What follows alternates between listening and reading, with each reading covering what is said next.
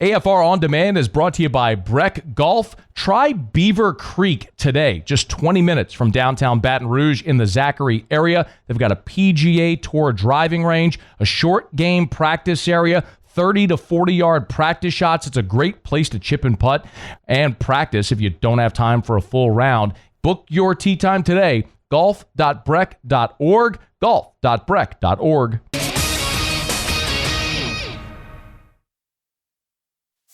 Matt Moscona. I'm very important. After further review. Say it one more time. After further review with Matt Moscona. And here we go. Live from the Raising Cane studio. Let's ride!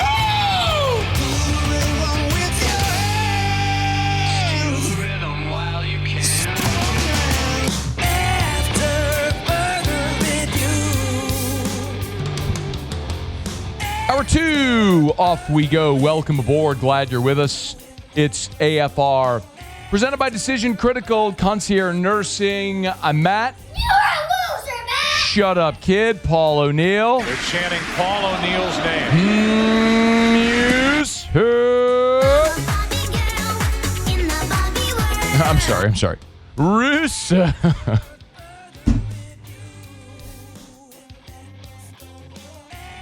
He called you Russo. He did. It's so on brand, too. Man, I'm so good.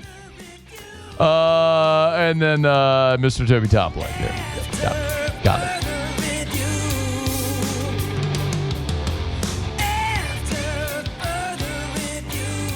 All right, we're here. Glad you are as well. Get out there and make it a good one. I had a great visit earlier today over at Decision Critical with Blasia, who's just awesome. I've told you forever. Like, Blasia and I have known each other a long time.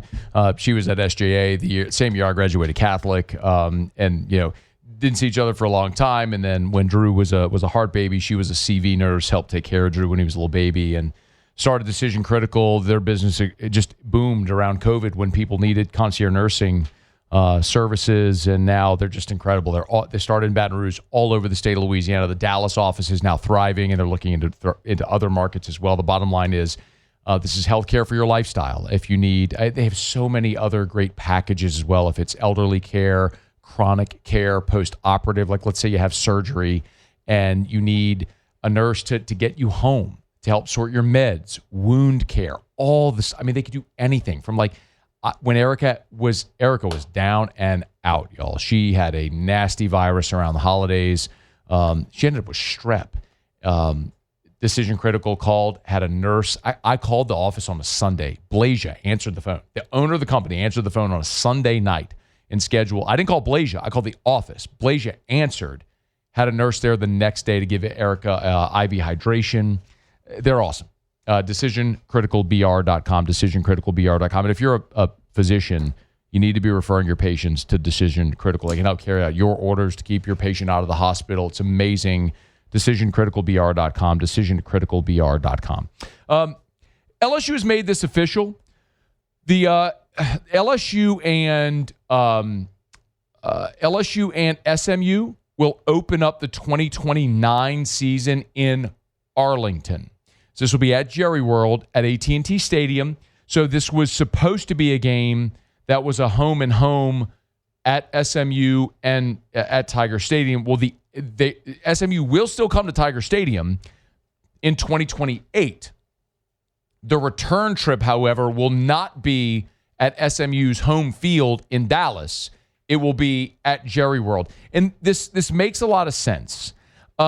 Some people may wonder why this goes this way. So I think it's important to know these are all financially laden decisions, okay?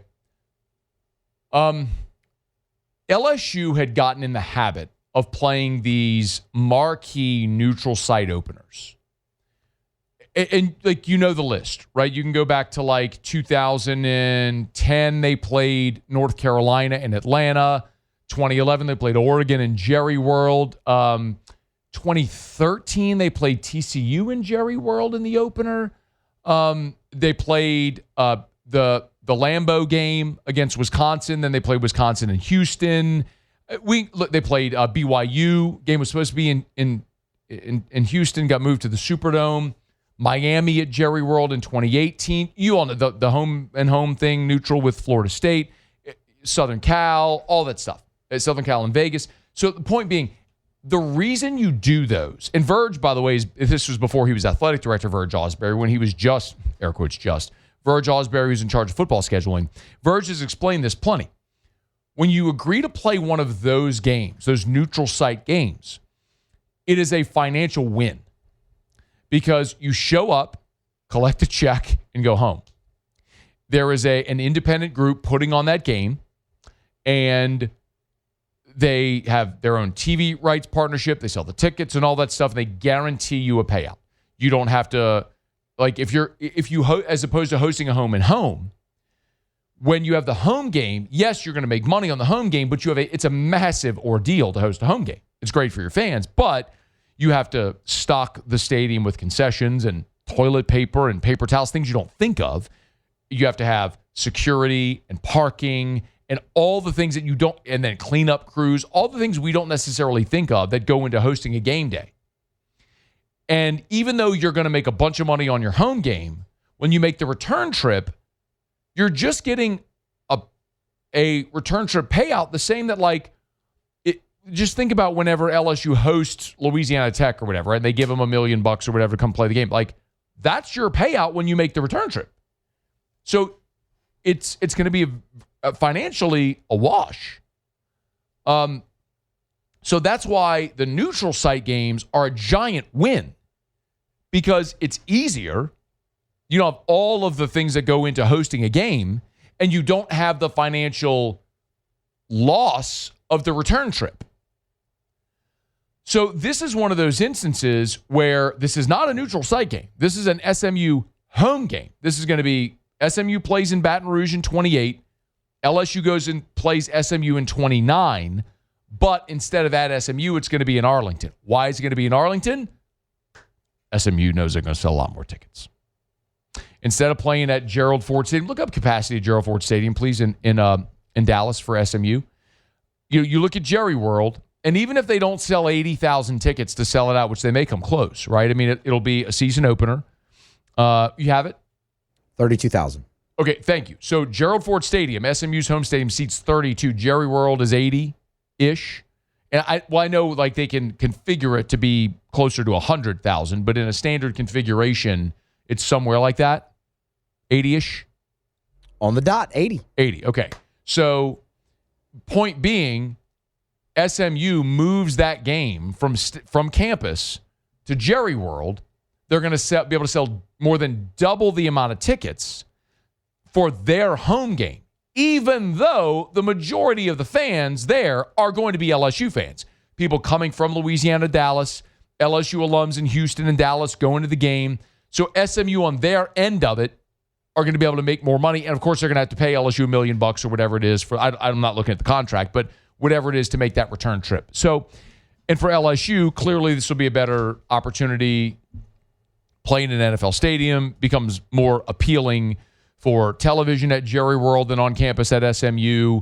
It'll be a higher dollar net event. You'll make more money, all that sort of stuff. So that's why this is being moved. It's an SMU decision to do it, but it's a financially prudent decision. By the way, Georgia played Georgia Tech this year. They play a home and home.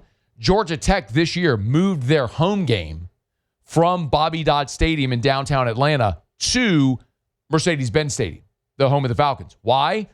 Double the capacity.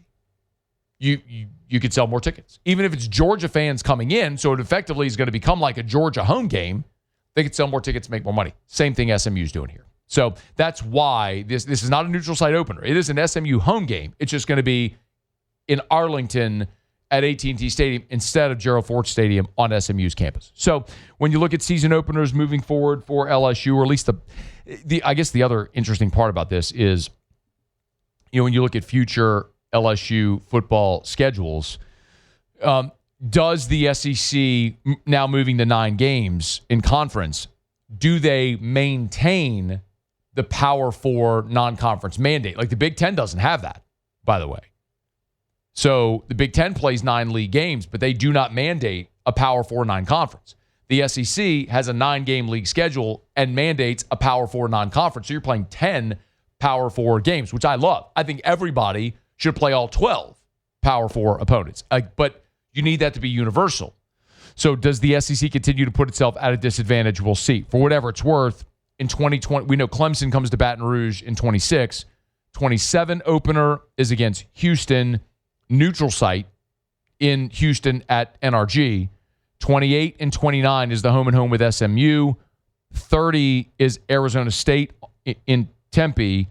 31 is at Utah. 32, Utah is in Baton Rouge. And by the way, that Arizona State game, as we've talked about, let me be clear. That 2030 game against Arizona State is going to go away. The 29 game Arizona State in Baton Rouge is going to go away as well. Verge told us that as well. So it's still listed as on a future schedule, but that's going to go away, the home and home with Arizona State. So LSU is going to need an opener, a non-conference or home opener for 2030, however that looks. But Clemson this year, Houston at NRG in 27, and then SMU in 28 and 29. And we'll see what it looks like thereafter. All right, it's After Further Review. We're glad you're with us. Brought to you by the Williamson Eye Center. 924-2020, 924-2020, 924-2020, or williamsoneye.com, williamsoneye.com. If you want to see 2020, call 924-2020. Check them out on social media. They do a great job of posting content to kind of set your mind at ease, or a little bit of an insight of what it's like when you go through a refractive procedure. I've shared my experience with you so many times over the years, just being able to wake up and see. My LASIK was so easy. Going through that whole pre-op process with Dr. Blake prepared you for everything to expect along the way. And then, man, the surgery itself was just such a breeze. You get done with LASIK. Yeah, I mean, it's uncomfortable. It feels like someone threw sand in your eyes. You take a few Benadryl, you go home, you knock out for a few hours, you wake up and you feel great. And your vision just keeps getting clearer and clearer and clearer every day as it passes, until you wake up and you see 2020 and it's amazing. You want to see 2020, call 924-2020 for the Williamson Eye Center. WilliamsonEye.com, WilliamsonEye.com. Okay, big change on the Board of Supervisors that the governor announced today, and I'll tell you why that's relevant. And for those of you begging for Will Wade to come back to Baton Rouge, this is one thing that could potentially trend in that direction. I'll explain at the bottom of the hour. Scott Shanley's here next. It's AFR. AFR. Parade season's here, y'all. You better check out Watermark Baton Rouge in downtown. Hey, look, if you're going to be at Spanish Town this weekend, I don't know if there's any vacancy at Watermark. There's probably not. I mean, Spanish Town's this weekend. But if you're going to be in downtown Baton Rouge, don't drive. Be responsible. This is a great opportunity to remind you about this. Whether it's a parade like Mardi Gras and Carnival season like we have upon us, or if it's any other event, fundraiser, Mardi Gras ball, anything you have going, wedding reception, just stay in downtown Baton Rouge at Watermark. It's Baton Rouge's premier hotel property, voted by you best hotel in best of Baton Rouge. It is Baton Rouge's premier luxury hotel. It's gorgeous, awesome. But even if you're not staying there, remember, if you're there for the parades downtown, pop in, have a drink at the bar. Have a meal at the Gregory or at Milford's on 3rd. Experience Watermark Baton Rouge. After Further Review with Matt Moscona, presented by Decision Critical Concierge Nursing. Healthcare for your lifestyle. Learn more at decisioncriticalbr.com.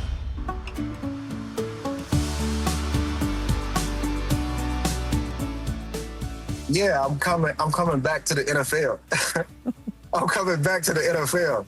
And I'm excited about that. I am super excited about that. I keep training all the way through the Super Bowl, so my body feels great. I'm just excited for the offseason and to do it all over again. And however that plays itself out, we shall see. It was Demario Davis on Up and Adams with Kay Adams, where he said definitively he's coming back to the NFL. Obviously didn't say he's coming back to the Saints, something we talked about with Demario a week ago, Radio Row at the Super Bowl. Wanted to get Scott Shanley's take on it, a guy who, former Saints linebacker, does a lot of media, of course, for the Saints around the season, and they've really been generous with his time over the years with us here on the show. Hey, Scott, thanks for the time, man. How are you? Hey, I'm doing good. No problem. Okay, you heard Demario say that on Up and Adams, all the convos. Just what is, as a guy who's been through this plenty, what's your read on where Demario stands right now? Yeah, I think it's going to come down to, it always does, free agency, supply, demand. I know as a player, when you play for the team and produce for the team, you feel you have more value because they've seen you do it. And that's not always the case. Once you go to free agency, there's going to be other teams like, the Jets and all these other teams that need leaders, whether it's for a year or two, they will up the price. So really it comes down to DeMario's going to go to the Saints and say, this is what I'd like to have. This is what I think is fair. And the Saints, if they think it's too high, are going to say, well, go prove it to us that somebody else is willing to pay you. We'll come back and match it. If it's too high, we won't match it. So that's kind of the back and forth game. But I think the Saints are just in this position. DeMario is still playing really good football. But at some point, you have to say it's time to go to a younger guy. It's time to move on. And I think if there's been any time in DeMario's career, I think that could be happening this offseason. You played for a guy in Sean Payton, whose mantra was always you'd rather get rid of a guy a year too soon than a year too late. And generally that worked. Sometimes it didn't. Darren Sproles is probably the most obvious example of that. Do you think, you played the position, you're looking at DeMario Davis, he's still massively productive. Do you think this is the time for them to move on? I do. I think it's hard to say that because DeMario's been outstanding. He's been a great leader. He's still productive. I mean, a lot of people say you're crazy. He's still producing. But I just think there's a core group of these guys that are still really good players.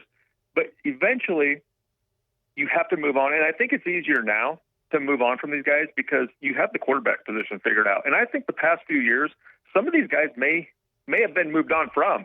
But when you don't have the quarterback, you feel like you have to have every other position right. You can't get rid of any veteran guy who's playing well, who's a leader. But now that the quarterback position kind of figured out, I think you're going to see this team start to see more of a youth movement going forward. I want to talk about the youth movement here in just a quick second. Cam Jordan tweeted earlier today about DeMario. With a man of his distinction, it'll always be about role. DeMario Davis, a leader of men. You can't be a general from the sidelines. Scott, you have to interpret this for me. DeMario Davis missed 19 snaps all season. 19 snaps all season. What's Cam talking about? Yeah, I don't know.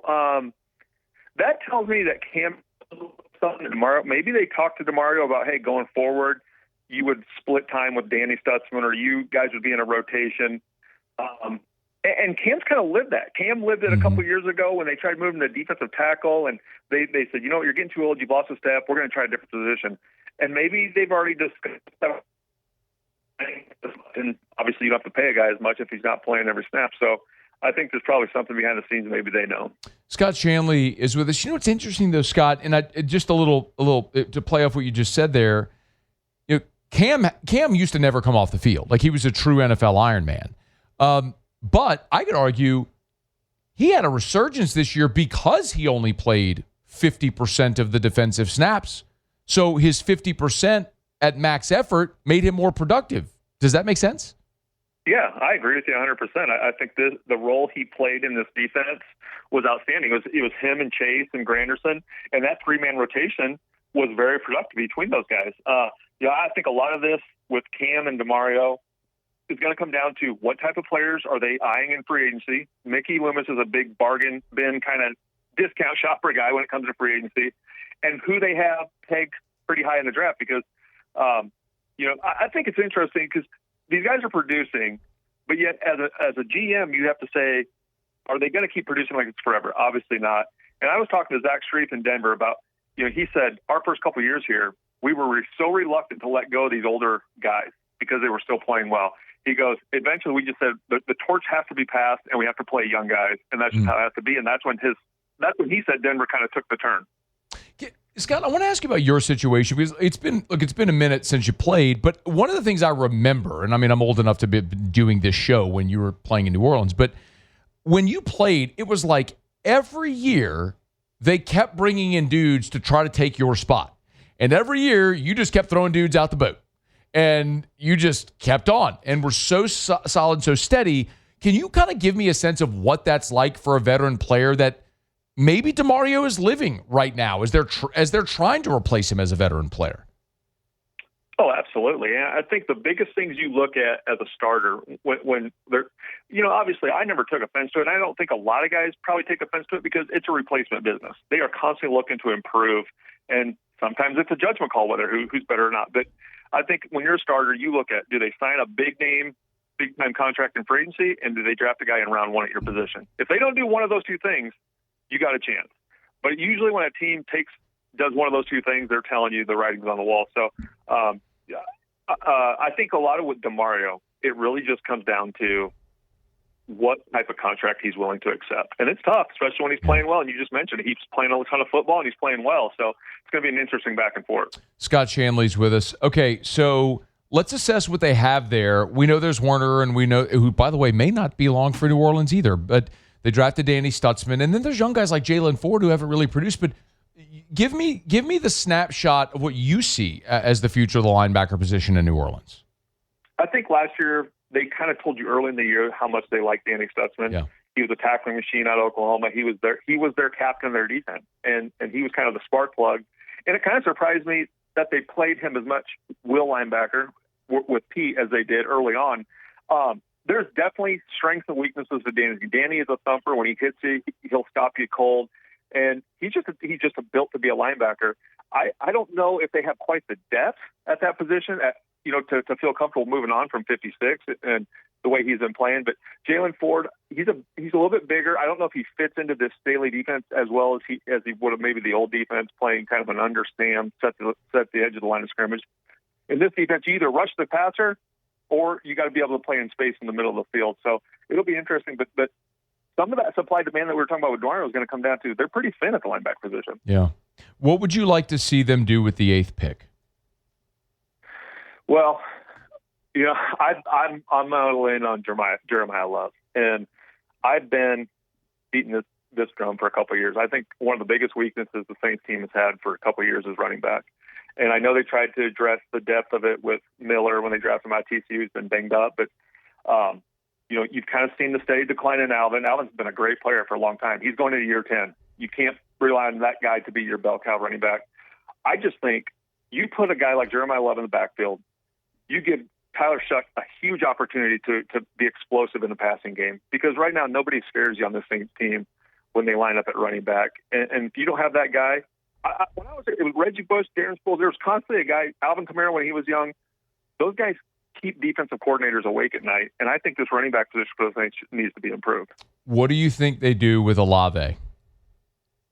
I think that's another situation where if his agent goes to the Saints and is demanding $25 million a year, I think you could potentially look at the Arizona State kid. I know I see a lot of mock drafts with Jordan Tyson up there at that pick out of Arizona State. And if they can't lock Olave down, now wide receiver really becomes a position of need. So there's a lot of things going on behind the scenes that are going to dictate this first-round pick. Could it be and, Scott, meaning Chris Olave and the 8th pick on a receiver? I would be surprised. I don't know if – I think there's things that you have bigger needs on this team. And having Olave out there with a young rookie, good player, Avele was really good late in the year before he got injured. I don't know if that fixes what ails you most. And this running game has been atrocious for 2 years. Even when the Saints were playing better late in the year, there was no running game. Heck, they were running off-tackle runs with Tyler Shuck just to get some running yards. And I think the running back position, you can't rely on Miller. He's been hurt too much. Alvin's in year 10. I think Devin Neal's a good complementary back, a Pierre Thomas-type player. But I think Jeremiah Love's a home run hitter. Scott Shanley is our guest, of course, creating content for the Saints there pre-post during the season. By the way, anything you could do anything around the draft with the Saints as well? Any plans? Yeah, I think this year we'll be doing a little bit more, getting a little more active with previewing players, and then during the draft, whoever they take, doing some shows with the Saints on those guys in their draft pick. Hey man, before you go, how do you feel about Dylan Raiola leaving your Huskers? Yeah, that one hurt. He was the highest-rated recruit in the program's history. His dad was an All-American center there. I played with his dad, great player. Played against Dylan in high school in a playoff game here in Texas before he moved back to Arizona. Okay. And then he went to Georgia. So I saw Dylan as a sophomore, and he was a grown man out there. He was the real deal. So it hurt. It definitely hurts because he's one of those guys who's going to play on Sundays. I thought I remember you maybe not being super high on Raiola. Maybe I missed that when he went to. No. That wasn't Dylan Raiola. That was me not being high on Matt Rule. Rule. It was Rule. Yeah. So do you still feel that same way about Rule? Yeah. Yeah. Okay. I think he's a really good college football salesman. But he's not. That's what I think he is. What a way to put it, man. That's so good. One of the reasons you're great at what you do, man, it's the candor is awesome. Hey, man, we appreciate it as always. Scott Shanley, y'all follow Matt Scott Shanley. We'll look for your stuff around the draft, and we'll be in touch, man. Thank you. All right. Sounds good. Take care. Yep, it's our pleasure. It's After Further Review. We're brought to you by Shaw Bills Tire and Auto Service, ShawBillsTire.com. Locations all over South Louisiana. You can find the location at ShawBillsTire.com, ShawBillsTire.com. I know I've been mentioning it, but I'll keep hammering this message about Youngsville. So Youngsville, one of the fastest growing cities in Louisiana. Beautiful. Right there, suburb of Lafayette. I got some friends that live in Youngsville, as a matter of fact. If you live in or near Youngsville or willing to move to Youngsville, they are hiring at their Youngsville location at Shaw Bills. They're looking for technicians. So if you are an experienced technician with a robust bonus structure, amazing benefits, 5-day work week. If you are experienced, they would love to talk to you over at Shaw Bills. ShawBillsTire.com, ShawBillsTire.com. Again, you can check them out online, find the location nearest you, apply online when you hit the careers tab at ShawBillsTire.com, ShawBillsTire.com. Shaw Bills, we keep you rolling. All right, we are halfway home here on a Thursday edition of AFR presented by Decision Critical Concierge Nursing, DecisionCriticalBR.com. Joe Doyle in 30 minutes. Ross Dellinger will be here next hour as well. I want to talk to Ross because it has been a change to the rev share cap, and also Ross is kind of like locked in today to the Trinidad Chambliss court case thing. So Ross will be with us in about 45 minutes, so we're looking forward to that. Let me knock out a break. It's a change made today on the LSU Board of Supervisors that, for the most part, you probably shouldn't care about because most people just don't care about what happens on the Board of Supervisors. But this one in particular could impact Will Wade. I'll explain next on AFR. AFR. Congratulations to Jareth Nakan and my friends over at Glow Resources. Was checking social media earlier today, and I saw on Glow Resources Facebook page or Instagram, it's really everywhere if you want to go check it out. But I saw it earlier today, and I'm fired up for them. Shared it on my social media earlier today. Now, award-winning, well, they've always been award-winning, but award-winning Glow Resources here in the Best of 225. So check them out online at glowresources.com, G-L-O, glowresources.com. They are complete employer solutions. If you are looking, if you're looking for the right people in your business, you need Glow Resources. Because at Glow Resources, what they do is they cast their net far and wide, answering or asking all the right questions to make sure you find the best people to make your business the most efficient it can be. GLO, glowresources.com. After Further Review with Matt Moscona, presented by Decision Critical Concierge Nursing. Healthcare for your lifestyle. Learn more at DecisionCriticalBR.com.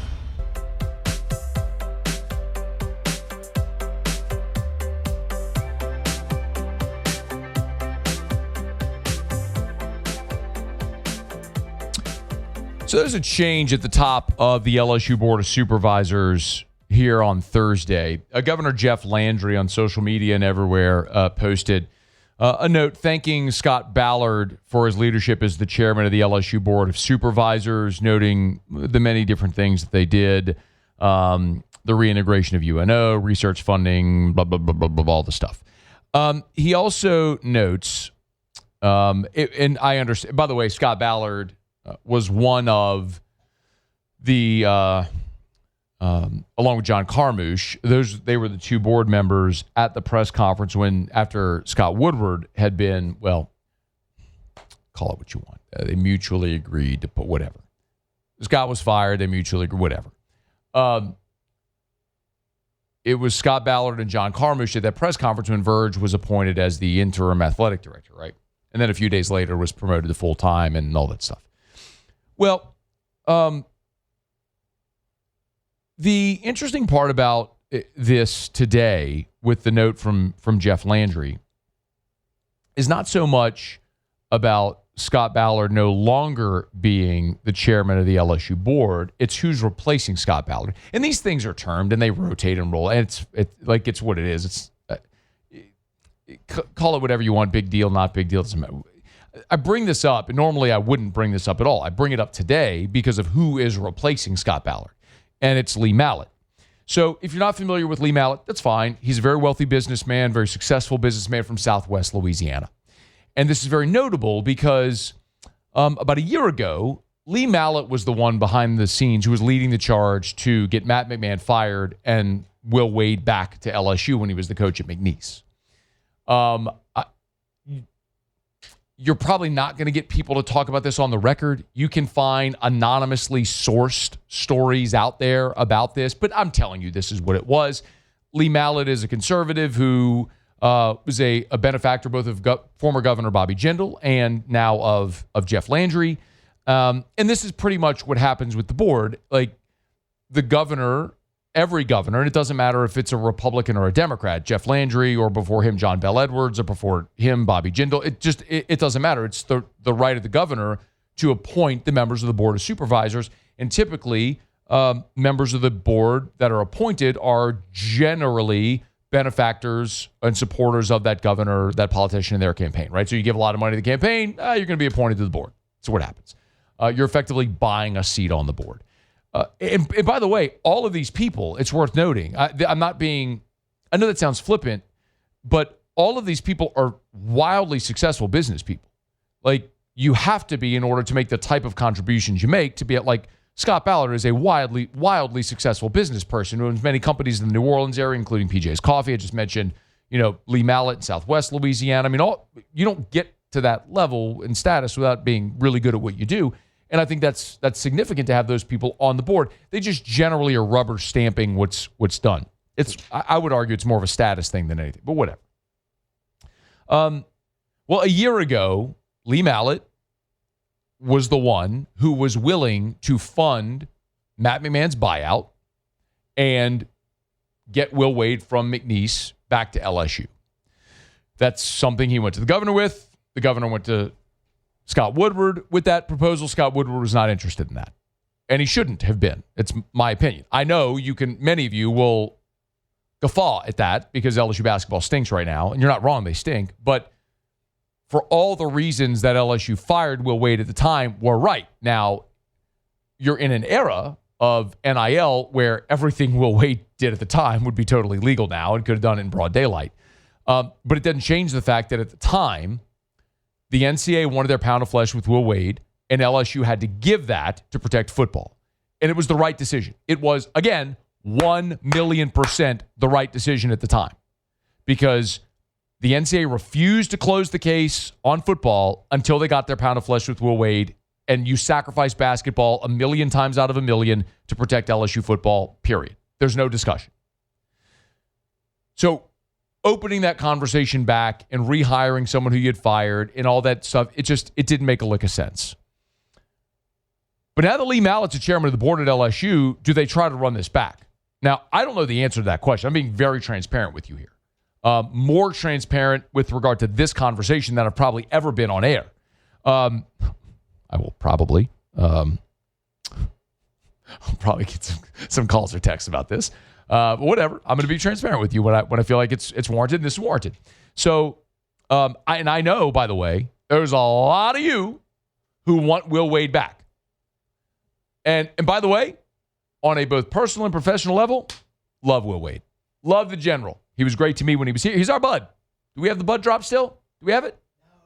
No. Might want to bring back the bud drop. I don't know about the feasibility of a Will Wade return. Here's what I do know. And I've told you this over and over and over again.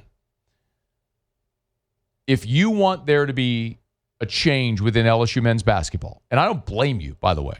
4 seasons with Matt McMahon, no NCAA tournament. They invested nearly $9 million in this roster, and they are awful. I get it. If that's where you are, I don't blame you.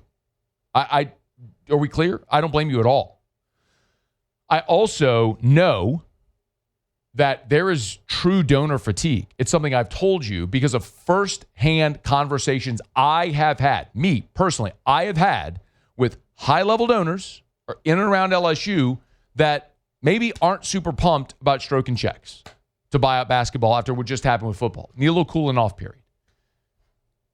Could you get new money to pay Matt McMahon's buyout and his staff and hire a new coach and all that stuff? I don't know. What I'm pretty confident saying is if that coach is Will Wade, I think you might have a little more oomph from some people to get involved. Something worth keeping an eye on. Now, look, Will's at NC State.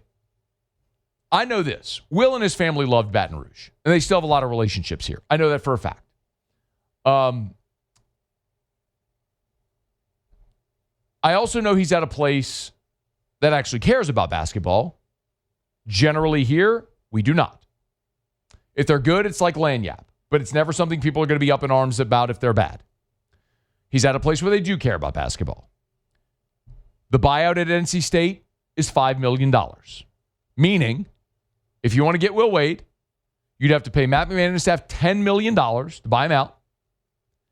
You'd have to pay NC State $5 million to get Will Wade out of his contract. That's $15 before you even pay Will Wade. And then you're going to have to guarantee $10 to $12 million bucks a year for a roster.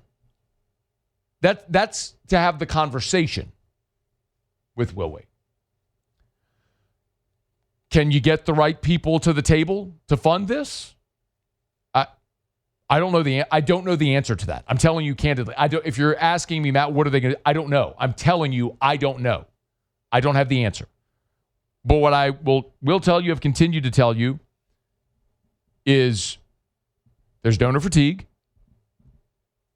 It's not that they don't have people with money. It's, do they have people with money who are willing to spend it right now on basketball after what they just did for football? And that's a cloudier question.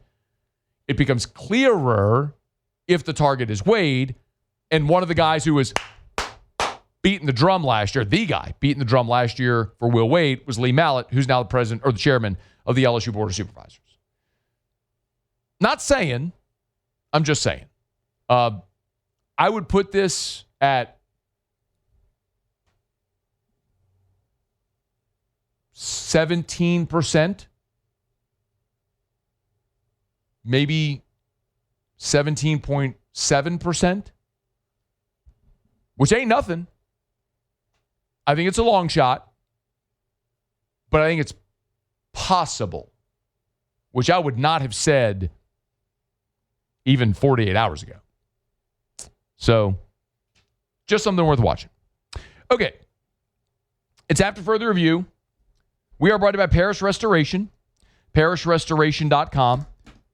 Flu is everywhere, y'all. We talk about Parish Restoration. We talk about mold remediation. But it's so much more than that. Sanitization as well.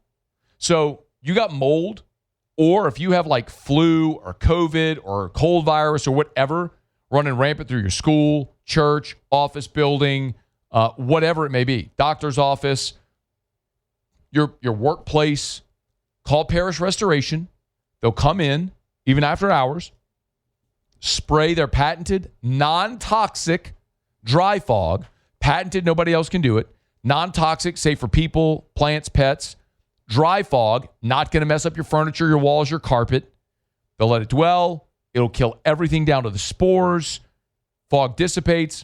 You're back in clean, sanitized, clean smelling building. It's Parish Restoration. Parishrestoration.com, parishrestoration.com, parishrestoration.com. Okay, after further review, y'all. Mucilev Tigers in the Pros Thursday show is brought to you by Decision Critical Concierge Nursing. It's not just healthcare, it's healthcare for your lifestyle. Joe Doyle in 15 minutes, talking a little LSU baseball as we look at the talent before the draft. Dellinger in about 30 minutes. We'll talk about Trinidad Chambliss, changes to the rev share. Also, we've got CWS odds. Interesting. The odds for LSU to win the College World Series are not the same as LSU to win the SEC. I'll explain. We'll get to that next hour as well. Ton to do. Don't move. AFR. AFR. Are you recovering from surgery, or do you have like chronic pain or something? Like you had an injury, like let's say you had a shoulder injury from high school that has just lingered that you can't kick. And you've tried everything. You've done cupping and dry needling, and you've done massage, and you've done therapy, and you've done painkillers and muscle relaxers, and you've done injections, and you've done everything. You've done everything, right? Like I dealt with this in my back. I want you to try BPC 157. It's a peptide, body protection compound 157. You've heard me talk about peptides. You can get them at Goodwood Men's Sexual Wellness. Hey, man, I thought that was the ED clinic. Yeah, right. They do ED, but they do a bajillion other things. If you have ED, they can help. Hormone replacement therapy, they do that too. But they also have dozens of different peptides. And if you have not yet started to dip your toe in the water of peptides, you need to. BPC 157 will help you heal you, muscle tissue repair. You got to learn more. You owe it to yourself. YourGoodwood.com. After further review with Matt Moscona, presented by Decision Critical Concierge Nursing. Healthcare for your lifestyle. Learn more at DecisionCriticalBR.com. All right, we are wrapping up hour number 2. We'll talk to Joe Doyle coming up here in about a dozen minutes. Right now, Muso, Tigers in the pros.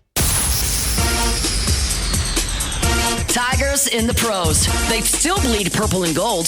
They're just really rich now.